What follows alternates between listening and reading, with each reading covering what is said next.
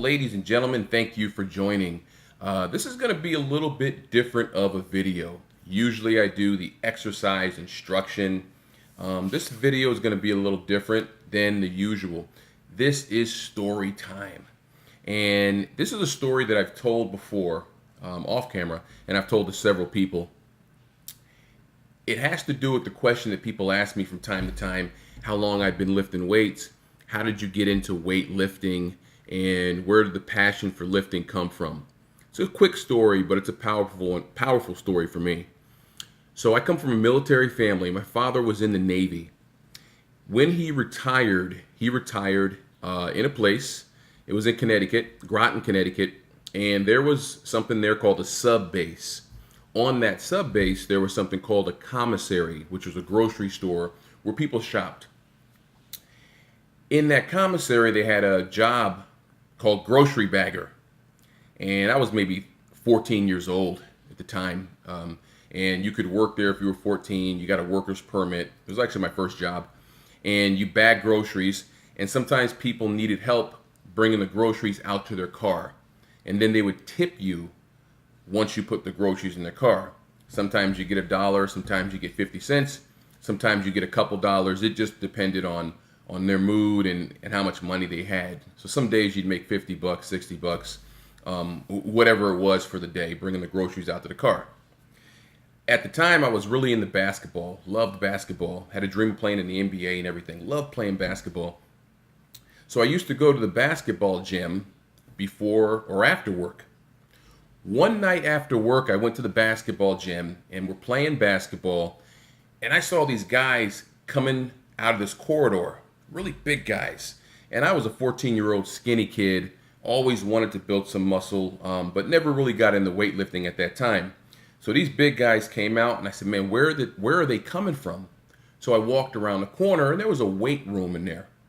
Very small weight room by today's standards. I mean, this thing was probably, I would say maybe 200 square feet, 300 square feet, if that. It had a little squat rack in the back, a few benches, a bunch of rusty dumbbells. I mean, it was just a beat up weight room. But these guys were getting busy in there, and they were doing their thing. And back then, there was only one gym in our town. It was Gold's Gym. And then way across town on the other side in Mystic, it was a community center. And so I would want to go down there after work to lift weights. So at the time, I'm 14, no driver's license. So I asked my mom, I said, hey, I really want to get started lifting weights. Can you, come pick me up after I get off? So the store would close at around 6. And, she didn't want to come out at night. She said, I'm not coming back down there at 7 o'clock, 8 o'clock to pick you up after you lifted weights. She was like, come down and pick you up from work. But I'm not coming down there later on at night to pick you up after lifting weights. Because, sometimes when you get older, you don't want to drive at night. And she didn't like to drive at night. So I was like, man, I guess I'm not going to be able to lift weights. My brother Rod heard the conversation. So Rod's my brother.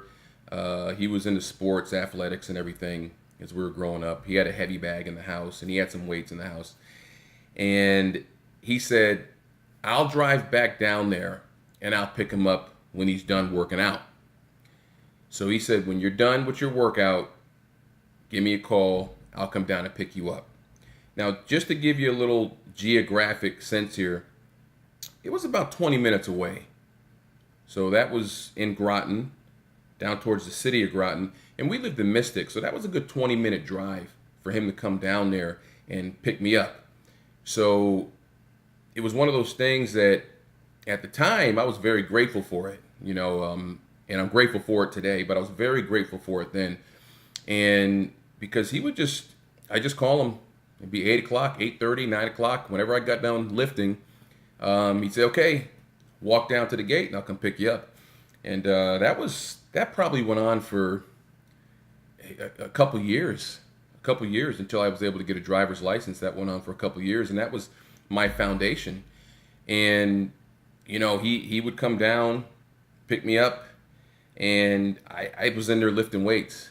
At first I didn't really know what I was doing. I was in there benching and curling and they had a squat rack, so I was doing squats. And this was a different time. This was back when you could go into a weight room, and there were people there who knew what they were doing, and they would take you under their wing and kind of show you what to do. And my brother Rod also bought me a book by Bill Pearl called Getting Stronger. And I was actually able to meet Bill Pearl later in life, and I told him the story. And he also he had a copy of the original Arnold Schwarzenegger Encyclopedia of Bodybuilding, and he gave me that book. So I basically learned to work out from those two books. It was Bill Pearl, Getting Stronger, and the Arnold Schwarzenegger Encyclopedia of Bodybuilding. If you don't have those books and you want to do any sort of weightlifting, those are the only books to get, because they have all the exercises, everything you need to know. And this information doesn't change. So if somebody puts out a book in 2018, and those two books came out, I think originally in the late 70s, early 80s, the information's the same. A bench press is a bench press. Protein's protein, carbs are carbs, fats are fats, junk food's junk food. You don't eat a lot of it. You drink a lot of water. It's the same stuff. So basically, well, back to the story. The reason I brought the story up is because I always wanted to remind people that whatever accomplishments that you were able to achieve in your life, or whatever you've done that you consider to be great or grand, always think back to who influenced you and who may have helped you, either directly or indirectly. We don't do these things on our own all the time. And I know some people are going to watch this and say, well, I did it all on my own. And that's fine. Some people maybe did everything on their own. But we've all had little bits of help. And if it wasn't for that little gesture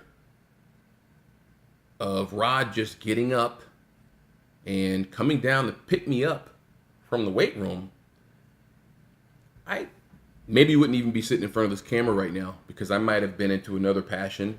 I might have been doing something else. I might not have got into lifting weights, because, you know, when you're young, you say, okay, I'll just jump over here and do the different thing.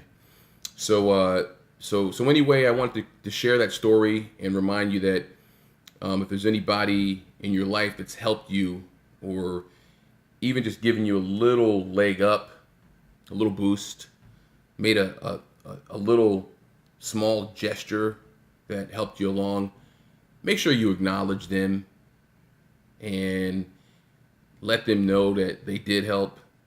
I think people like to hear that kind of thing. And so again, that was the start of my foundation. And again, I was 14, and I was in there, barbells and dumbbells, and reading the magazines, trying to learn everything I could about this whole endeavor. And I've always loved every minute of it. And I think at the time there was a magazine shop by the store, and I would go in, and the first magazine I think was Muscle and Fitness, Joe Weider, and then there was a Muscle Media magazine that Bill Phillips had come out with, and I'd buy those magazines once in a while, and we kind of, all the other grocery baggers, we'd usually buy one copy and we'd pass it around and everybody would read it. And you know, some of those guys I'm still in contact with once in a while, and they're still kind of into this stuff, and some have fallen out of it and aren't into it. But it was a great journey. Again, if you ever have anyone in your life that's helped you with something, make sure you acknowledge them, and don't always take all the credit for everything.